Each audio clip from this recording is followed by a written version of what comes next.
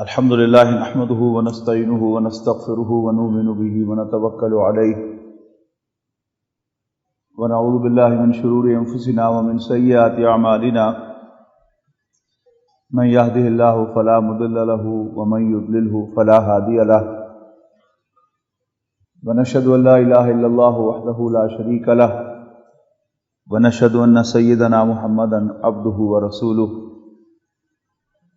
أرسله بالهدى ودين الحق ليظهره على الدين كله وكفى بالله شهيدا صلى الله عليه وسلم تسليما كثيرا كثيرا أما بعد فأعوذ بالله من الشيطان الرجيم بسم الله الرحمن الرحيم شهر رمضان الذي أنزل فيه القرآن هدى للناس وبينات من الهدى والفرقان فمن شهد منكم الشهر فليصمه ومن كان مريضا أو على سفر فعدة من أيام أخر يريد الله بكم اليسر ولا يريد بكم العسر ولتكملوا العدة ولتكبروا الله على ما هداكم ولعلكم تشكرون۔ محترم بزرگوں، دوستوں، عزیزوں اور بھائیوں، پچھلے دو اجتماعات جمعہ سے رمضان المبارک، قرآن مجید اور روزے پر گفتگو ہو رہی ہے کہ روزے کا بنیادی مقصد تقویٰ کا حصول ہے، اور وہ شاید دنیا کا مشکل ترین کام ہے۔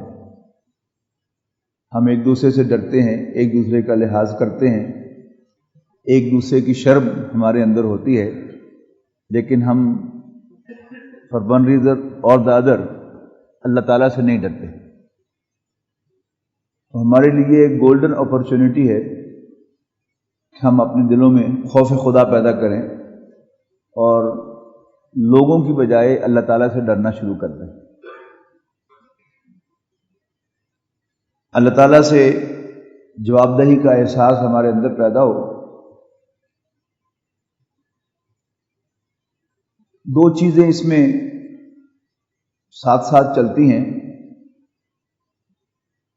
ایک ہے انسان کا ڈر کے درست ہو جانا، یہ ایک اچیومنٹ ہے،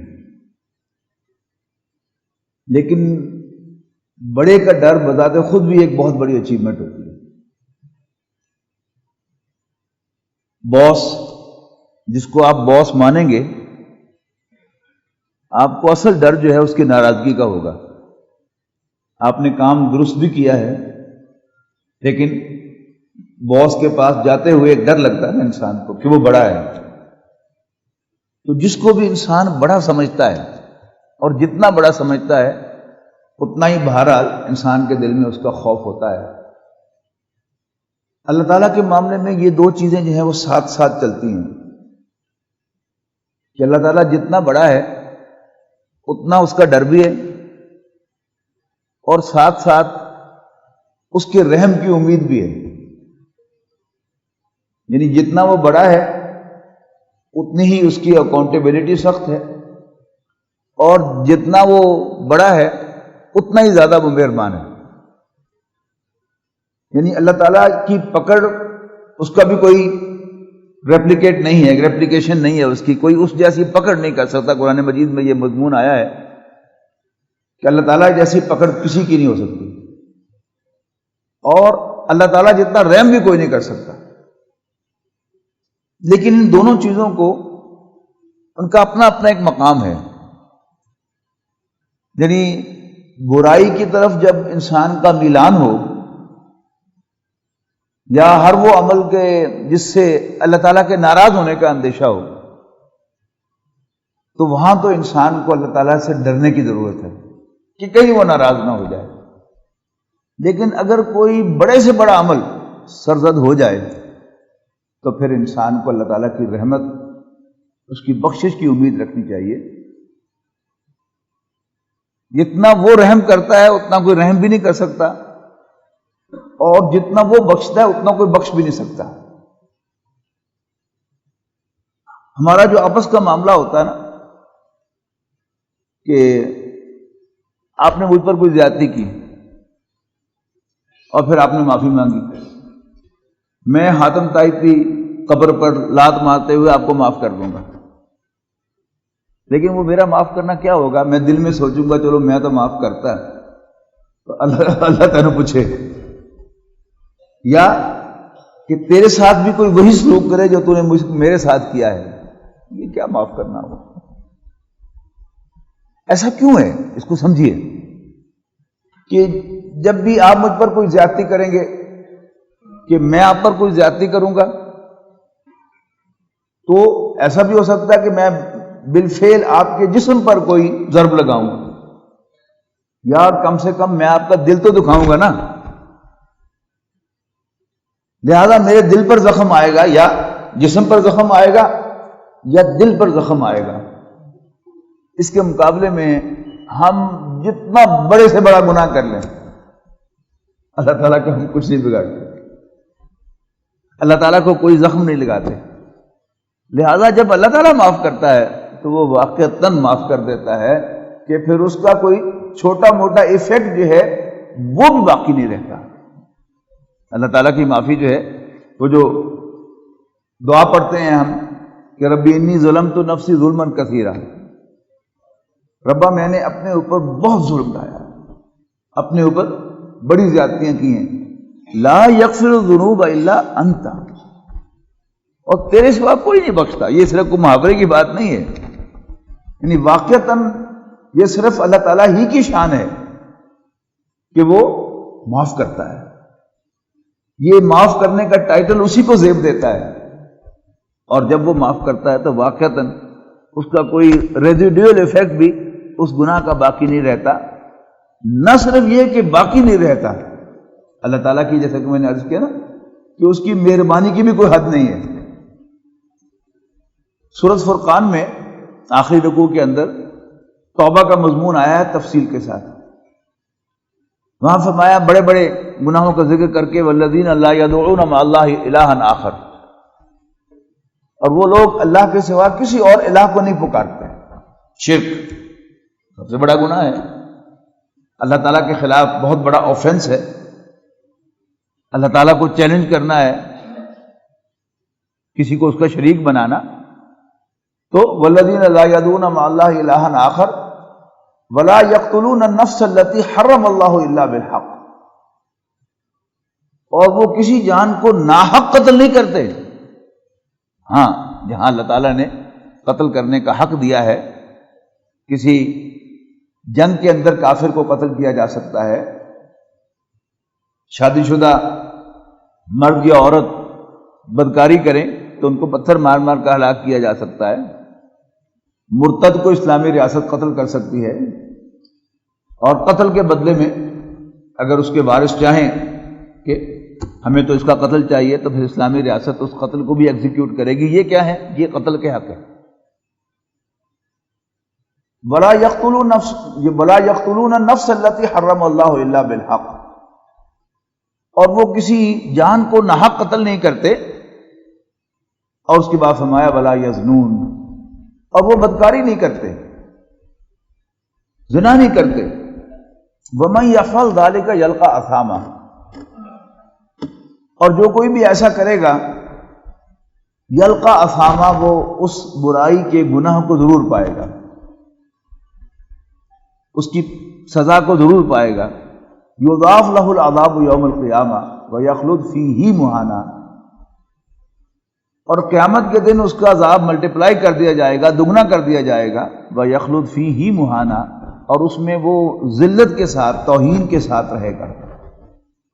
اس کے بعد فرمایا الا من تاب، سوائے ان کے جو توبہ کر لیں، وہ آمنا، اور اگر کافر ہیں تو ایمان لے آئیں، اور اگر پہلے سے مسلمان ہیں تو اپنے ایمان کو پھر تازہ کر لیں، اپنے آپ کو یاد کریں اپنے دل میں کہ اللہ تعالیٰ ہر جگہ موجود ہے، وہی میرا خالق و مالک ہے، میں اسی کا بندہ ہوں، اور حضرت محمد صلی اللہ علیہ وسلم میرے رہنما ہیں، اللہ کے رسول ہیں، اس کو اپنے ذہن میں تازہ کرے، اور عمل عملا صالحا، توبہ کرے، اپنے ایمان کو تازہ کرے، اور نیک عمل کو بالفعل اختیار کرے. فرمایا فاولئک یبدل اللہ سیئاتہم حسنات، اللہ تعالیٰ ایسے لوگوں کی برائیوں کو بھی نیکیوں سے بدل دے. دیکھیے نا مہربانی آپ نے، یعنی ہم چھوٹے ہیں، ہماری سوچ بھی چھوٹی ہے، ہماری حرکتیں بھی چھوٹی ہیں. اللہ تعالیٰ بہت بڑا ہے، اس کی عظمت کی بھی کوئی حد نہیں ہے، اس کی بڑائی کی بھی کوئی حد نہیں ہے، اس کی مہربانی کی بھی کوئی حد نہیں ہے، اس کی بخشش کی بھی کوئی حد نہیں ہے.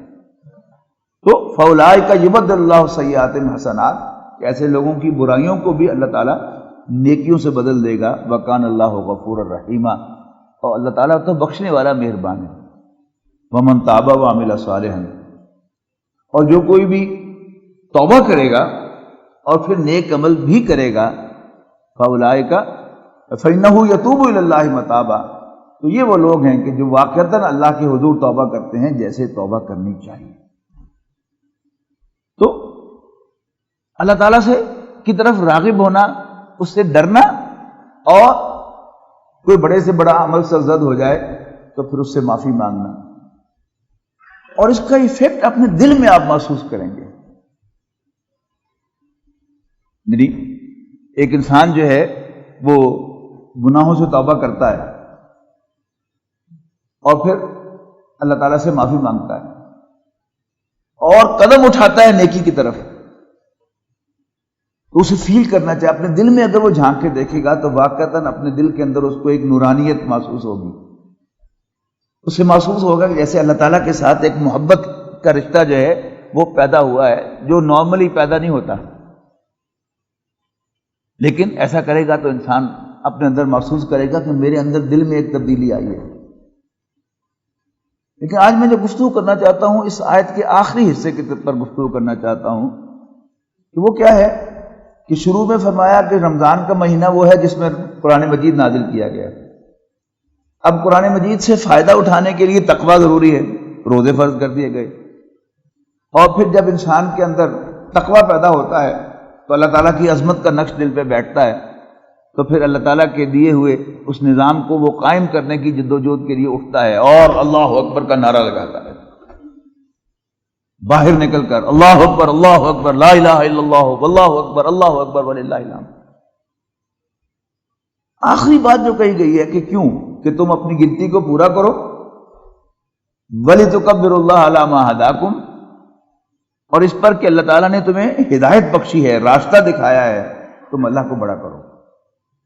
وَلَعَلَّكُمْ تَشْكُرُونَ، اور اس لیے کہ تم شکر گزار بن جاؤ.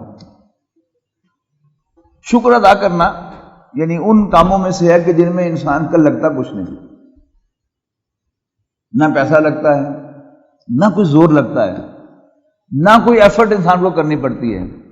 لیکن سچ پوچھئے دوستوں اور بھائیوں، شکر ادا کرنے سے ملتا بہت ہے انسان. 5ویں پارے کے آخر میں فرمایا کہ ما یفعل اللہ بعذابکم، اللہ تعالیٰ تمہیں عذاب دے کر کیا کرے گا؟ ان شکرتم و آمنتم، اگر تم شکر گزاری کی روش اختیار کرو اور ایمان لے آؤ. اب اصل میں تو مطلوب اللہ تعالیٰ کا شکر ہے، لیکن نبی اکرم صلی اللہ علیہ وسلم نے فرمایا کہ من لم یشکر الناس لا یشکر اللہ، جو انسانوں کا شکر ادا نہیں کر، جس نے کبھی انسانوں کا شکر ادا نہیں کیا وہ کبھی اللہ کا شکر گزار بندہ بھی نہیں بن سکتا. شکر ہوتا کیا ہے؟ کسی کا احسان ماننا کہ اس نے میرے ساتھ کچھ فیور کیا ہے، مجھے کچھ دیا ہے، تو بس اس کا یہ احسان مان لینا، اس کا نام شکر ہے. یہ جو فرمایا کہ جو جس نے کبھی انسانوں کا شکر ادا نہیں کیا وہ اللہ تعالیٰ کا شکر گزار بندہ بھی نہیں بنتا، یہ اصل میں کیا ہے کہ شکر گزاری ایک ایٹیچیوڈ کا نام ہے. یہ کوئی عمل نہیں ہے، ایک ایٹیچیوڈ ہے. ایک ہوتا ہے گریٹفل ایٹیچیوڈ، ایک ہوتا ہے تھینک لیس ایٹیچیوڈ. تو گریٹفل ایٹیچیوڈ جو ہے وہ اللہ تعالیٰ کا پسندیدہ ایٹیچیوڈ ہے. انسانوں کا شکر ادا کرنا. انسانوں کا شکر کیا ہے؟ کہ کوئی بھی شخص جو آپ کو کوئی فیور دیتا ہے، آپ پر احسان کرتا ہے، آپ ذرا زبان سے، اپنے جسچر سے اس کا شکریہ ادا کر دیں. اتنا سا کام ہے. اس میں ہمارے ذہنوں کے اندر بڑی عجیب عجیب باتیں جو ہے پھیلی ہوئی ہیں. اگر کسی کا شکریہ ادا کیا جائے گا تو سر پہ چڑھ جائے گا، تو جائے جہنم میں چڑھے سر پر. مجھے تو فکر کرنی چاہیے اپنی. وہ کیا کرے گا؟ forget about it. یہاں تک کہ میں سمجھتا ہوں کہ اگر آپ کا ملازم بھی آپ کے لیے دروازہ کھولے تو آپ اس کا شکریہ ادا کرتے ہیں، آپ کو کچھ نہیں بگڑے گا. کر کے دیکھیں آپ. لیکن آپ محسوس کریں گے کہ جب آپ نے اپنے ملازم کا، اپنے سے چھوٹے کا شکریہ ادا کیا، آپ کو اپنے دل کے اندر ایک حرارت ملے گی جو آپ لاکھ کتابیں پڑھ کے بھی حاصل نہیں کر سکتے. لیکن آپ محسوس کریں گے کہ یہ دل جو ہے یہ روشن ہو گیا ہے. آپ کے بیٹے نے، آپ کی بیوی نے، آپ کی بہو نے آپ کے سامنے کھانا رکھا ہے، پانی کا گلاس آپ کو پیش کیا ہے، چائے کا کپ آپ کو پیش کیا ہے، تو اس کو شکریہ کہنے میں کوئی حرج نہیں ہے. پھر کہوں گا کر کے دیکھیں. یعنی شکر ادا کرنا یہ ایک چھوٹی سی چیز ہے لیکن بہت پائیں گے. یعنی خام خواہ انسان غلط فہمی میں مبتلا ہو جاتا ہے کہ جی میں شکریہ ادا کروں گا تو وہ شاید پتہ نہیں کیا کر لے گا. تو اپنے ملازم کا شکریہ ادا کرنا، اپنی بیوی کا شکریہ ادا کرنا، اپنی بہو کا شکریہ ادا کرنا، اپنے بیٹے کا شکریہ ادا کرنا. کسی نے آپ کے لیے دروازہ کھول دیا، شکریہ ادا کرنا. سڑک پر چلتے ہوئے کسی نے آپ کو راستہ دے دیا تو بس ایک ہاتھ اونچا کرنا، صرف وہ کر کے گزر جائیں، آپ کو کچھ نہیں بگڑے گا لیکن آپ کو بہت کچھ ملے گا. تو یہ کیا ہوگا؟ یہ اصل میں اسٹیپ ہوگا اللہ تعالیٰ کی شکر گزاری کے لیے کہ جب آپ یہ قدم اٹھائیں گے تو پھر اللہ تعالیٰ آپ کو اپنا شکر ادا کرنے کی توفیق دے گا. ورنہ انسان کا ناشکرہ پن جو ہے وہ بڑھتا چلا جاتا ہے یہاں تک کہ انسان اللہ تعالیٰ کا احسان ماننے کے لیے بھی تیار نہیں ہوتا. پھر اللہ تعالیٰ کا احسان ماننے کی بھی کوئی حد نہیں ہے.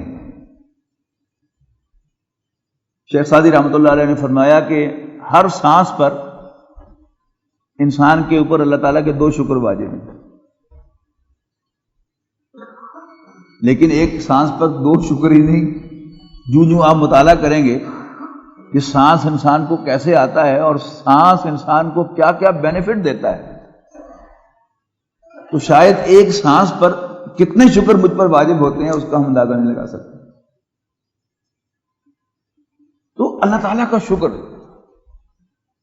اس کا احسان ماننا، سب سے پہلے تو اللہ تعالیٰ نے ہمیں وجود بخشا، اس کا احسان ہے. پھر اللہ تعالیٰ نے وجود جو ہے وہ تو پتھروں کو بھی دیا ہے، پودوں کو بھی دیا ہے، کیڑوں مکوڑوں کو بھی دیا ہے، گائے بھینس کو بھی دیا ہے، لیکن اس نے ہمیں انسان بنایا. اس پر ہمارے ذمہ اللہ تعالیٰ کا شکر ہے. پھر اس کے اوپر اللہ تعالیٰ نے ہمیں مسلمان بنایا، اس پر اللہ تعالیٰ کا شکر. اور یہ بڑا خاص شکر ہے. اسلام اتنی بڑی نعمت ہے. اگر تصور کریں نا، ایک کافر کا تصور کریں جو اللہ تعالیٰ کو نہیں مانتا، کیا ہے وہ؟ پریشان. وہ سمجھتا ہے کہ یہ کائنات آپ سے آپ ایکسیڈنٹلی پیدا ہو گئی ہے. اس پر رحم نہیں آتا. کچھ بھی ہو سکتا ہے، پتہ نہیں کیا ہو جائے اگلے لمحہ. اور جو کچھ ہو چکا ہے اس پر وہ کڑ رہا ہے، ایسا کیوں ہو گیا، ویسا کیوں ہو گیا، کاش کہ ایسا نہ ہوتا. لیکن یوں ہی اللہ تعالیٰ کا ایمان اس کے دل میں داخل ہوتا ہے تو اس کا دل روشن ہو جاتا ہے، اس کے دل میں ایک روشنی آ جاتی ہے کہ یہ کچھ آپ سے آپ نہیں ہوا، یہ میرا رب جس نے اس کائنات کو بنایا تھا وہی اس کائنات کو چلا رہا ہے، اور ایک پتا بھی اللہ تعالیٰ کی اجازت کے بغیر جنبش نہیں کرتا۔ یہ جو کچھ ہوا ہے سب میرے رب نے کیا ہے۔ رات جو لوگ ترجمے میں شریک تھے، میں نے بڑی تفصیل کے ساتھ حضرت یوسف علیہ السلام کے حوالے سے بتایا کہ وہ سب اللہ تعالیٰ کی پلاننگ تھی۔ اللہ تعالیٰ حضرت یوسف علیہ السلام کو مصر کے اعلیٰ ترین ایوان میں پہنچانا چاہتا تھا، تو پہلے اس نے انہیں کنویں میں پھینکوایا، پھر وہاں سے نکال کر غلام بنوایا، پھر مصر کے ایک بہت بڑے وزیر کو ان کا خریدار بنایا، پھر اس کی بیوی کو حضرت یوسف علیہ السلام کے حسن سے متاثر کروا کے اس سے وہ کام کروایا جس کا اس نے تقاضا کیا۔ حضرت یوسف علیہ السلام کو اللہ تعالیٰ نے توفیق دی کہ وہ وہاں سے بھاگ نکلے۔ دیکھنا ایک ایک سٹیپ ہے نا، بھاگ نکلے تو دروازے پر ملاقات ہوئی اس کے شوہر سے، اور اس نے وہی کیا جو ہر عورت کرتی ہے کہ ٹریپ بھی خود کیا، کرنے کی کوشش کی، وہ تو ہوئے نہیں اللہ کے فضل سے، لیکن پھر مدعا جو ہے وہ انہیں پر ڈال دیا، اور اپنے شوہر سے کہا کہ اس شخص کی کیا سزا ہے جو تیرے گھر والوں کے ساتھ کوئی برا ارادہ رکھے۔ اور وہی ہوا جو عام طور پر ہوتا ہے کہ اگرچہ اسی کے خاندان کے ایک بچے نے گواہی دی اور پوائنٹ آؤٹ کیا کہ دیکھو یوسف کا کرتا پیچھے سے پھٹا ہوا ہے، اس کا مطلب ہے کہ یہ یہاں سے بھاگنا چاہتے تھے اور وہ پکڑ رہی تھی۔ اس کے بعد پھر شہر کی عورتوں کے اندر چیمیں گوئیاں اس عورت کے خلاف، لیکن کہنے کہ وہ چیمیں گوئیاں تھیں، لیکن حقیقت میں وہ بات ان کی سمجھ میں آ رہی تھی ہوا کیا ہے، اس لیے کہ ملازم ان کے گھروں میں بھی تھے، غلام ان کے گھروں میں بھی تھے، لیکن they never had a persuasion for them۔ اب ان کو یہ بات جو ہے وہ سمجھ میں آ رہی تھی کہ ہو نہ ہو یہ کوئی خاص ہی لڑکا ہے، it should be extraordinary handsome، تبھی جو ہے یہ معاملہ پیش آیا ہے۔ اب اس کو بھی اندازہ ہو گیا تو اس نے انہیں بلایا، واقعہ سارا آپ کو معلوم ہے، اس وقت بتانا مقصود نہیں ہے، لیکن بہرحال فائنلی حضرت یوسف علیہ السلام کو اللہ تعالیٰ نے جیل بھجوا دیا۔ پھر جیل میں دو اور قیدی آئے، یعنی یہ ایک وزیر کے غلام تھے، وہ بادشاہ کے غلام تھے، ان کے خلاف ایک سازش کا الزام تھا۔ دونوں کو خواب آیا، دونوں نے تعبیر پوچھی، حضرت یوسف نے تعبیر بتائی، ان میں سے ایک جسے آزادی ملنے والی تھی وہ ساقی تھا جو دربار میں شراب سرو کیا کرتا تھا۔ پھر بادشاہ کو خواب آیا، بادشاہ نے اپنے درباریوں سے تقاضا کیا کہ میرے خواب کی تعبیر بتاؤ، انہوں نے معذرت کی کہ الٹے سیدھے خوابوں کی کوئی تعبیر نہیں ہوتی، لیکن یہ ساقی کہنے لگا کہ آپ مجھے جیل بھجوا دیں، میں آپ کو تعبیر لا کے دوں گا۔ یہ سب کیا تھا؟ یہ اللہ تعالیٰ کی پلاننگ ہے کہ اللہ تعالیٰ سٹیپ بائی سٹیپ ان کو پہنچا رہا ہے مصر کے سب سے بڑے ایک بہت بڑے منصب تک۔ تو یہ کیا ہے؟ اللہ تعالیٰ کی پلاننگ ہے۔ تو شکر ادا کرنا اللہ تعالیٰ کا، جب ہم یہ جانیں گے کہ یہ کچھ بھی آپ سے آپ نہیں ہو رہا تو پھر قدم قدم پر اللہ کا شکر ہوگا۔ یعنی وہ چیزیں کہ جو ہمیں اچھی لگے گی ان پر تو شکر ہوگا ہی ہوگا، جوں جوں ہمارے دل میں اللہ تعالیٰ کے ایمان پر ڈیپتھ آئے گی تو پھر انوانٹیڈ انڈیزائرڈ انسیڈنٹس پر بھی ہم اللہ تعالیٰ کا شکر ادا کریں گے۔ یہ جب یقین ہوگا کہ یہ آپ سے آپ نہیں ہوا، میرے رب نے کیا ہے، تو پھر ہم اس پر بھی اللہ تعالیٰ کا شکر ادا کریں گے کہ اللہ تعالیٰ شکر ہے۔ اسی کو کہا گیا ہے الحمدللہ علی کل حال، ہر حال میں اللہ تعالیٰ کا شکر ہے۔ لیکن جو جو انسان میں گہرائی آئے گی وہ ہر حال جو ہے انسان کو اچھا لگنے لگے گا کہ میرے رب نے مجھے اس مصیبت میں ڈالا ہے تو اس میں کوئی خیر ہی ہوگی۔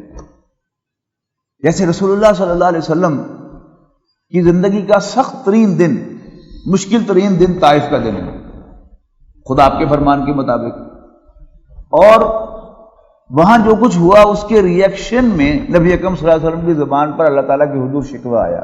اس سے آپ اندازہ لگائیں کہ یہ کتنا سخت دن تھا. لیکن وہ شکوہ جو تھا وہ بھی اختتام اس کا کہاں ہو رہا ہے؟ اِلَّمْ يَكُنْ عَلَيَّ غَضَبُكَ فَلَا أُبَالِي. یعنی یہ تو یقین ہے رسول اللہ صلی اللہ علیہ وسلم کو کہ کیا اللہ تعالیٰ نہیں ہے، لہذا شکوہ بھی اللہ تعالیٰ سے کیا، طائف والوں سے نہیں کیا. اور آخر میں یہ بھی صاف کہا کہ اگر تم مجھ سے ناراض نہیں ہے تو پھر مجھے کوئی پرواہ نہیں. تو جتنا ہمیں یقین ہوتا چلا جائے گا اس کائنات پر تو پھر لازماً ہمارے اندر شکر پیدا ہوگا. یہاں جو شکر ہے اس آیہ مبارکہ میں وہ اللہ تعالیٰ کی ہدایت پر شکر ہے کہ رمضان کے مہینے میں ہم نے تمہیں قرآن مجید عطا کیا جو لوگوں کے لیے ہدایت ہے، جو تمہیں راستہ بتاتا ہے. اور سب سے بڑی نعمت ہوتی ہی نعمت ہدایت ہے. اس پر میں تفصیل سے پچھلے 2 اجتماعات میں عرض کر چکا ہوں کہ سب سے بڑی نعمت ہدایت ہے. آپ کے پاس دنیا جہان کا مال ہو، دنیا جہان کے وسائل ہوں، بڑے سے بڑا آپ کے پاس عہدہ ہو، آپ کے پاس نرینہ اولاد ہو ڈھیر ساری، لیکن جب تک ان میں ہدایت شامل نہیں ہوگی ان میں سے کوئی چیز جو ہے وہ آپ کو پروڈکٹیو نظر نہیں آنے گی. مال و دولت ہوگا تو آپ اسے جہنم کمائیں گے. آپ کو کوئی اللہ تعالیٰ منصب عطا کرے گا لیکن گائیڈنس نہیں ہوگی تو لوگوں پر ظلم کریں گے. اولاد ہوگی لیکن اولاد کی پرورش پراپرلی نہیں کی ہوگی تو وہ اولاد بڑھاپے میں انسان کے لیے پریشانی کا باعث بنے گی. اللہ تعالیٰ کا شکر، یعنی جو بھی اللہ نے دیا ہے اس پر اللہ تعالیٰ کا شکر ادا کیا جائے، لیکن گائیڈنس پر جو شکر ہے وہ سب سے بڑا شکر ہے. اور میں نے عرض کیا تھا کہ گائیڈنس اتنی بڑی نعمت ہے، پھر دوہرا رہا ہوں وہ بات، اور ضرور غور کیجئے گا اس پر کہ نبی اکرم صلی اللہ علیہ وسلم نے بھی اپنی دنیاوی زندگی کہ آخری دن بھی اللہ تعالیٰ سے ہدایت مانگی ہے. یعنی جو نماز آپ نے پڑھی ہے اس میں سورہ فاتحہ پڑھی ہے نا آپ نے، تو سورہ فاتحہ میں ہم کیا مانگتے ہیں؟ کیا مانگتے ہیں اللہ تعالیٰ سے؟ اہدنا الصراط المستقیم. بار بار ہر رکعت میں اہدنا الصراط المستقیم، اہدنا الصراط المستقیم، یا اللہ مجھے سیدھا راستہ دکھا. تو وہ سیدھا راستہ جو ہے وہ قرآن مجید ہے جو اللہ تعالیٰ نے ہمیں عطا کیا ہے. اور یوں قرآن مجید ہمارے دل میں اترتا چلا جائے گا، دماغ میں نہیں، دل میں اترنا. پچھلی دفعہ میں نے بڑا زور دیا تھا اس بات پر کہ علم را در تنزنی مارے ببد، مولانا روم کا شعر سنایا تھا کہ علم اگر انسان کے جسم پر ہو یعنی دماغ میں ہو تو وہ سانپ ہے، اور علم را در دل زنی یار ببد، اور اگر انسان کے دل میں علم اترے تو پھر وہ انسان کا دوست ہے. یعنی اگر کوئی علم انسان کو انسان نہیں بنا سکتا تو وہ کیا ہے؟ وہ سانپ ہے جو انسان کو کاٹتا رہے گا. لیکن انسان کے پاس علم تھوڑا ہو، معلومات تھوڑی ہوں، لیکن جو بھی ہوں وہ دل میں اتری ہوئی ہوں. ایمان باللہ دل میں اترا ہوا ہو، ایمان بالآخرت دل میں اترا ہوا ہو، ایمان بالرسالت دل میں اترا ہوا ہو، تو وہ بہت پروڈکٹیو ہوگا، بہت فائدہ مند ہوگا، اور اس سے ہمارے دل کے اندر تبدیلی واقع ہوگی. جب دل میں تبدیلی واقع ہوتی ہے تو پھر انسان جو ہے وہ بدل جاتا ہے. بڑے خوبصورت اشعار ہیں علامہ اقبال کے، میں سنانا چاہتا ہوں آپ کو. علامہ اقبال علم اور فقر کا موازنہ کرتے ہیں. علم کا مقصود ہے پاکی عقل و خرد، کہ اگر آپ علم حاصل کرتے ہیں تو علم سے آپ کا ذہن جو ہے وہ صاف ہو جاتا ہے، آپ کا لاجک جو ہے وہ زیادہ درست ہو جاتا ہے. علم کا مقصود ہے پاکی عقل و خرد. فقر کا مقصود ہے عفت قلب و نگاہ. یعنی عفت کے معنی بھی پاکیزگی ہے، لیکن عفت ذرا عربی زبان کا لفظ ہے اور یہ پاک استعمال ہوتا ہے یعنی کسی انسان کی، جیسے انگریزی کا لفظ ہے نا چیسٹٹی، اس کا اصل میں عربی ترجمہ ہے عفت. تو علم کا مقصود ہے پاکی عقل و خرد فقر کا مقصود ہے عفت قلب و نگاہ. علم فقیہ و حکیم. جب انسان علم حاصل کرتا ہے تو وہ فقیہ بن جاتا ہے، دانا کہلانے لگتا ہے، پی ایچ ڈی کر لیتا ہے. لیکن فقر کا مقصود ہے علم فقیہ و حکیم، فقر مسیح و کلیم. علم فقیہ و حکیم اور فقر مسیح و کلیم. مسیح حضرت مسیح علیہ السلام اور کلیم حضرت موسیٰ علیہ السلام. کہ جب انسان کے اندر یہ علم جو ہے وہ دل میں اترتا ہے تو اس میں فقر پیدا ہوتا ہے، درویشی پیدا ہوتی ہے. جب انسان کے علم جو ہے اس کے دماغ میں جاتا ہے تو اس میں تکبر پیدا ہوتا ہے، بڑائی پیدا ہوتی ہے، عجب پیدا ہوتا ہے. تو اپنے آپ کو کچھ سمجھنا شروع کرتا ہے کہ میں بڑی شے ہوں، میری معلومات سب سے زیادہ ہیں، میں ہائیلی کوالیفائڈ ہوں. یہ کیا ہے؟ یہ تکبر ہے، یہ اللہ کو ناپسند ہے. لیکن جب علم انسان کے دل میں اترتا ہے انسان محسوس کرتا ہے ہوا مائی. جب دل میں اترے گا تو انسان سمجھے گا میں تو اللہ کا بندہ ہوں، غلام ہوں، میری حیثیت کیا ہے؟ میں تو سارا کا سارا گورن کیا جا رہا ہوں اپنے مالک سے. وہی مجھے کھلاتا ہے، وہی مجھے پلاتا ہے، وہی میرے ہاتھ میں ہلنے کی طاقت ڈالتا ہے، وہی میری آنکھ میں دیکھنے کی قوت پیدا کرتا ہے، وہی مجھے سنواتا ہے. یہ کیا ہے؟ انسان میں فقر پیدا ہوتا ہے، بندگی، فقر. تو علم فقیہ و حکیم، فقر مسیح و کلیم. علم ہے جویائے راہ اور فقر ہے دانائے راہ. کہ علم جو ہے وہ راستہ تلاش کرتا رہتا ہے، جویائے راہ. علم جو ہے وہ راستہ تلاش کرتا رہتا ہے اور فقر دانائے راہ، اس کو راستہ پتہ ہوتا ہے کہ جانا کدھر ہے. تو انسان کو جو ہدایت ہے وہ معلومات حاصل کرنے سے نہیں ملتی، علم کو دل میں اتارنے سے ملتی ہے. اور جب علم انسان کے دل میں اترتا ہے تو پھر اس میں فخر پیدا ہوتا ہے، عاجزی پیدا ہوتی ہے. کیوں؟ وہ اپنے آپ کو ریکگنائز کر لیتا ہے کہ ہوں بھائی میں کون ہوں. اور جب وہ دل میں اترتا ہے علم تو دل اس کو بتاتا ہے کہ تو کچھ بھی نہیں ہے، تو تو اپنے رب کا، اللہ تعالیٰ کا بندہ ہے. اسے یاد آ جاتا ہے ہو یہ جو کچھ بھی جسے سو کال میں کہتا ہوں میں نے کمایا ہے، یہ اللہ تعالیٰ نے مجھے پرووائڈ کیا ہے. یہ میرا جو وجود ہے یہ اللہ تعالیٰ کا دیا ہوا وجود ہے، بنایا ہوا وجود ہے. یہ جو میں تندرست ہوں، توانا ہوں، یہ اللہ تعالیٰ کی مجھ پر دین ہے. تو پھر یہ کیا ہے؟ یہ انسان کا فخر ہے. یہ انسان، یہ فقیر کا لفظ ہے قرآن مجید میں بڑی خوبصورتی سے آیا ہے سورہ زمر میں. یا ایھا الناس انتم الفقراء الی اللہ. لوگو تم سب کے سب اللہ تعالیٰ کے محتاج ہو. اور محتاج کا میں ترجمہ کروں تو ڈیپینڈنٹ. یا ایھا الناس انتم الفقراء الی اللہ. لوگو تم سب کے سب اللہ کے محتاج ہو.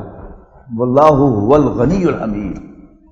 جبکہ اللہ تعالیٰ جو ہے وہ انڈیپینڈنٹ ہے. انڈیپینڈنٹ کٹھا نہ کہیں، you are all dependent on Allah. جبکہ اللہ تعالیٰ انڈیپینڈنٹ ہے، وہ کسی پر کسی بھی اعتبار سے ڈیپینڈنٹ نہیں ہے.